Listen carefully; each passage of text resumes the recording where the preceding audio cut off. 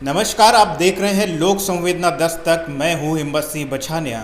हम आज एक दूसरी स्टोरी लेके आ रहे हैं जो कि बच्चों से जुड़ी हुई है।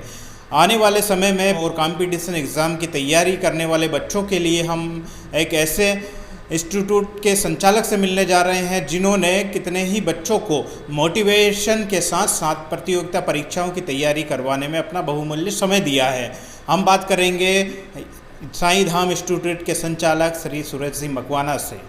नमस्कार, आप देख रहे हैं लोक संवेदना 10 तक। ऐसी शख्सियत से बात कर रहे हैं जो कि पिछले काफ़ी वर्षों से शिक्षा के क्षेत्र में अपने ज्ञान का प्रचार प्रसार कर रहे हैं, बच्चों को मोटिवेट करने के साथ ही साथ शिक्षा भी दे रहे हैं।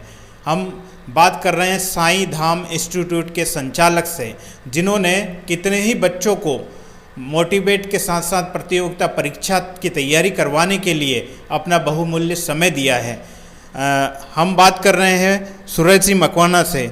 मकवाना जी, बताएं, आप कोचिंग चलाते हैं, बच्चों को मोटिवेट भी करते हैं, तो आप किस प्रकार से इसकी शुरुआत की और क्यों ज़रूरी है आज के समय में? शिक्षा एक महत्वपूर्ण जीवन का हिस्सा है। ठीक है, शिक्षा से ही मनुष्य का या किसी व्यक्ति का पूर्णतः विकास हो सकता है। मैं काफ़ी समय से शिक्षा के क्षेत्र में कार्यरत हूँ और मैंने सोचा कि क्यों ना मैं अपना दूसरों की जगह यहाँ पढ़ाने से की जगह मैं अपना खुद का कुछ करूँ और उसमें मैं बच्चों को अच्छे से मोटिवेट करूँ और प्रतियोगिता परीक्षा के लिए उनको मैं तैयार करूँ ताकि वो भविष्य में जाकर अपने लिए और अपने परिवार के लिए कुछ कर सकें। अच्छा, कैसे आपको लगा कि ये इस फील्ड में जाना चाहिए या किसी से कोई मार्गदर्शन मिला? देखो, शिक्षा के क्षेत्र में आने का मेरा कोई इरादा नहीं था, लेकिन कुछ सिचुएशन ऐसी बनी कि उसके कारण मैं शिक्षा के क्षेत्र में मैंने कदम रखा और मैंने 2012 से टीचिंग के क्षेत्र में प्रारंभ किया और 2012 से ही मैं कंटिन्यू पढ़ा रहा हूँ। और अब मैं पढ़ाने के बाद मैंने अब प्रतियोगिता परीक्षा में कदम रखा है ताकि बच्चों का अच्छे से विकास कर सकें और अच्छी जगह उनको पहुँचा सकें। अच्छा, बताएं, जो बच्चे कितने समय उनको पढ़ाई करना चाहिए और पढ़ाई के साथ साथ उनको किस तरह से माहौल बनाना चाहिए ताकि वो कंपटीशन एग्ज़ाम में के काबिल बन सके? देखो, प्रतियोगिता परीक्षा के लिए सबसे महत्वपूर्ण हैं चीज़ें कि आप किस चीज़ की तैयारी कर रहे हैं या किस परीक्षा की तैयारी कर रहे हैं। तो हर परीक्षा का पैटर्न अलग अलग होता है और हर परीक्षा के पैटर्न के लिए आपको समय का निर्धारण अलग अलग समय से किया जाता है।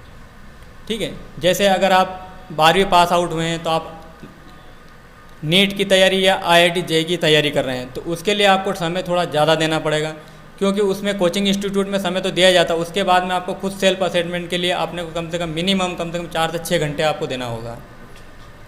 तो इसके लिए आप जो प्रतियोगिता परीक्षा में बैठते हैं उसके लिए हर विभाग के हिसाब से अलग अलग पद रहते हैं, तो इस तैयारी के लिए किस क्वालिफिकेशन में कौन कौन से पद रहते हैं उसके बारे में आप बताएं। देखिए, आप हमारे यहाँ मध्य प्रदेश में अलग अलग क्षेत्र में मतलब क्या होता है, प्रतियोगिता परीक्षा करवाई जाती हैं। हमारे यहाँ 3 प्रकार की प्रतियोगिता परीक्षाएँ होती हैं। एक पुलिस प्रशासन में होती हैं, एक प्रशासनिक क्षेत्र में होती हैं और एक शिक्षा के क्षेत्र में होती हैं। और दूसरे भी हमारे यहाँ बहुत सारे विभाग हैं, उन विभागों में भी चतुर्थ श्रेणी के पदों के लिए अलग अलग प्रतियोगिता परीक्षा आयोजित की जाती हैं। अगर चतुर्थ श्रेणी की बात करें तो उसमें 12वीं लेवल से भी निकलता है, ग्रेजुएशन लेवल से भी निकलता है, बाकी और भी दूसरे अलग अलग क्राइटेरिया कंप्यूटर बेस पे भी निकलता है। DCE PGDCE की रिक्वायरमेंट होती हैं।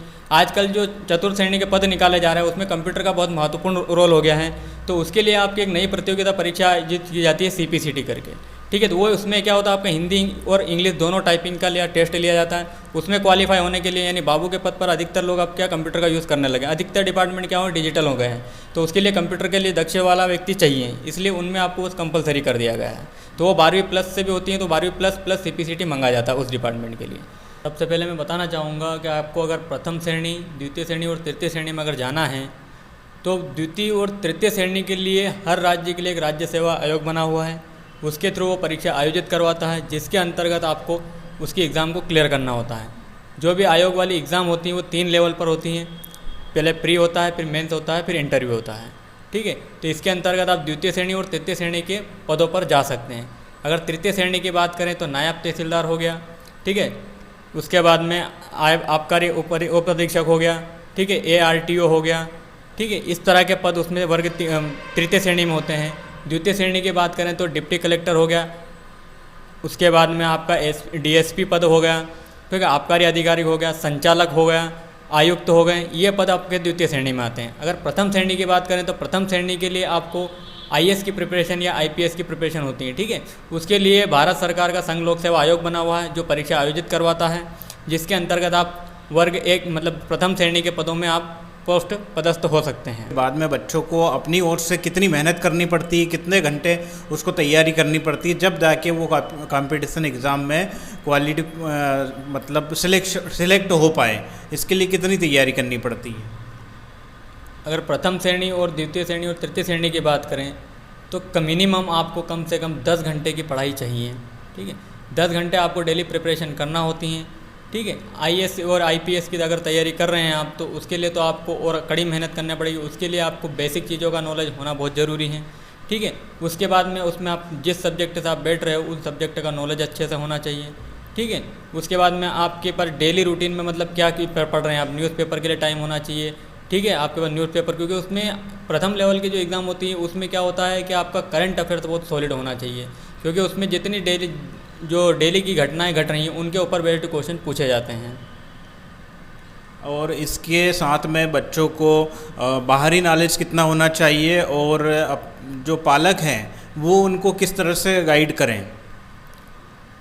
अगर पालक की बात की जाए तो पालक अगर आपके पढ़े लिखे हैं, समझदार हैं, उन्होंने आपको हमेशा शिक्षा के क्षेत्र में जानकारी देते रहते हैं तो उनका बहुत सपोर्ट हो जाता है। और बहुत सारे बच्चे ऐसे होते हैं जिनका फैमिली बैकग्राउंड बहुत वीक रहता है, उन बच्चों को बाहरी अगर इंस्टीट्यूट से या किसी अधिकारी लेवल से या किसी अच्छे पद पर पदस्थ व्यक्ति से जानकारी या सलाह लेनी चाहिए कि हमें आगे क्या करना है और किस तरह से हम तैयारी कर सकते हैं। वो उनको मोटिवेट भी कर सकते हैं, गाइड भी कर सकते हैं, वो हर तरह से उनका सपोर्ट भी कर सकते हैं जिससे वो आगे बढ़ सकते हैं।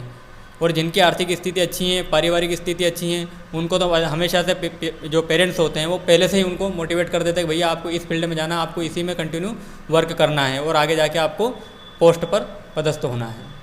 अच्छा, ग्रामीण परिवेश के जो बच्चे आते हैं उनके लिए तैयारी में कुछ परेशानियां आती है, वो समय को मैनेज नहीं कर पाते हैं, और इसके लिए उन्हें क्या करना चाहिए और कैसे माहौल क्रिएट करना चाहिए?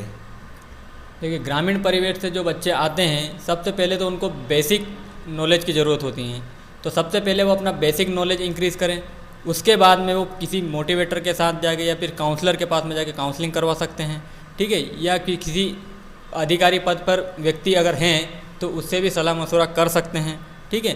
वो उनको मोटिवेट कर देंगे भैया आपको इस फील्ड में ये परेशानियाँ आती हैं। और उनके साथ सबसे बड़ी जो समस्या होती हैं ग्रामीण क्षेत्र के बच्चों के साथ वो इकोनॉमिकल कंडीशन होती हैं। उसके वो अभाव में क्या है कि तैयारी सही डायरेक्शन में नहीं कर पाते हैं, क्योंकि उनके साथ उनको दूसरे रोज़गार को चलाने के लिए या जीवनचर्या चलाने के लिए उनको दूसरा काम भी करना पड़ता है, तो वो उसके साथ साथ पढ़ाई मैनेज करते हैं। और जहाँ तक मेरा अनुमान है कि ग्रामीण बच्चों के साथ समय की बहुत बड़ी समस्या होती हैं। उसके लिए आप वो एक काम कर सकते हैं कि भैया आपको टाइम मैनेजमेंट करना है कि आपको किस टाइम कितनी पढ़ाई करना है वो डिसाइड कर सकते हैं, अपना टाइम शेड्यूल बना के काम कर सकते हैं। अगर टाइम शेड्यूल बना के काम करोगे तो आपका हर लक्ष्य पूरा हो सकता है। तो इसके बच्चों को साथ में किस प्रकार के सिलेबस पे ज़्यादा ध्यान देना चाहिए? उसके लिए सबसे पहली चीज़ तो ये है कि जो बेसिक स्ट्रक्चर होता है सिलेबस का, वो बेसिक चीज़ें आपको कवर करना होती हैं। बेसिक चीज़ों के बाद हाई लेवल नहीं है, हर सब्जेक्ट अलग अलग सब्जेक्ट होते हैं, उसमें तो अलग अलग सब्जेक्ट पे कमांड करना होती हैं। उसी के लिए आपको सब्जेक्ट पढ़ना पड़ेंगे और उसके लिए आपको बेहतर से बेहतर पुस्तकों का चयन करना ज़रूरी होता है। अगर पुस्तकों का चयन गलत है, उनमें बहुत सारी आजकल पुस्तकें ऐसी आ जाए उनमें गलत डाटा बहुत ज़्यादा रहता है, तो उसको सही करने की क्षमता होनी चाहिए। वो आप किसी से भी कर सकते हैं, टीचर से, ठीक है, या नेट से थोड़ा सा मिलान कर सकते हैं, तो बाहरी क्षेत्रों से उसको कवर कर सकते हैं। अगर पालक की बात की जाए तो पालक को हमेशा से बच्चों को स्टार्टिंग से ही उस लेवल की शिक्षा देनी चाहिए जहाँ के वो पहुँच सके, ठीक है। पालक को बच्चों को कभी भी डिमोटिवेट हमेशा, वैसे तो पालक मोटिवेट ही करते हैं अपने बच्चों को, बेटा तू ये कर, ऐसा करना चाहिए, तू ऐसा हो जाएगा, या उसके साथ जो समस्या है उसके समस्या के लिए हम बैठे हैं, अगर तेरे को कोई समस्या आती है तो हम सपोर्ट करेंगे। तो उन चीज़ों के लिए वो पेरेंट्स जो हैं बहुत सपोर्टेबल होते हैं। अब बताएं, आप ये जो शिक्षा के क्षेत्र में आए हैं, अब टीचिंग का काम करते हैं, वो कितना लंबा समय का आपको अनुभव हुआ है और क्यों आना पड़ा इस क्षेत्र में? इस क्षेत्र की बात की जाए तो मैं बहुत लंबा समय हो गया है, लगभग 10 साल हो गए हैं मुझे इस क्षेत्र में कार्य करते हुए।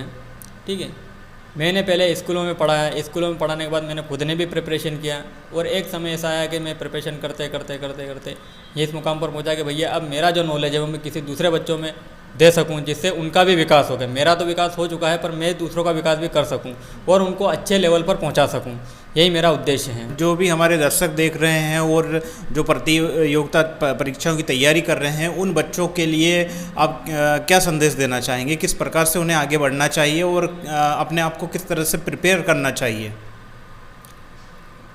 जो भी प्रतियोगिता परीक्षा तैयारी कर रहे हैं उन बच्चों से मेरा एक ही कहने का मतलब है या उद्देश्य है कि आप जिसकी भी तैयारी कर रहे हैं वो आप निरंतर करते रहिए। ये मत सोचिए कि हमारी वैकेंसी पोस्टपोन्ड हो गई है, वैकेंसी नहीं आ रही तो हम तैयारी छोड़ दें, नहीं। उसके लिए आपको निरंतर प्रयास करते रहना चाहिए और हमेशा आप कंटिन्यूटी बनाए रखोगे तो आपकी एग्ज़ाम आपको क्लियर कर लिए जाओगे। ठीक है, और दूसरी चीज़ ये है कि आपको समय का अभाव नहीं करना, आप समय जितना निकाल सकते हैं पढ़ने के लिए निकालिए और टाइम को आपने जितना शेड्यूल, अगर एग्ज़ाम आपके सामने है और जितना टाइम आप दे रहे हैं उतना टाइम आप हमेशा से देते रहिए। ऐसा नहीं कि एक परीक्षा हो गई तो हम दूसरी परीक्षा की तैयारी नहीं करें, जब वैकेंसी आएगी तब करेंगे, नहीं। आप कंटिन्यू तैयारी आप चलते रहिए। एक एग्ज़ाम दे दिया, अगली एग्ज़ाम आने वाली है तो उसकी भी तैयारी, मतलब कंटिन्यू तैयारी में रहना चाहिए। मतलब कंटिन्यूटी डिसकंटिन्यूटी नहीं होना चाहिए, मतलब आपको निरंतरता रखनी है अपने समय में। तो आपने देखा होगा किस प्रकार से साईं धाम इंस्टीट्यूट के संचालक श्री सुरेश जी मकवाना से हमारी चर्चा हुई है प्रतियोगिता परीक्षाओं की तैयारी को लेकर, कि बच्चों को किस प्रकार से अपने समय का ध्यान देना है, किस प्रकार से सिलेबस चयन करना है और किस प्रकार से अपने आप को मोटिवेट करते रहना चाहिए। आप देखते रहें लोक संवेदना दस्तक। मैं हूँ हिम्मत सिंह बछानिया।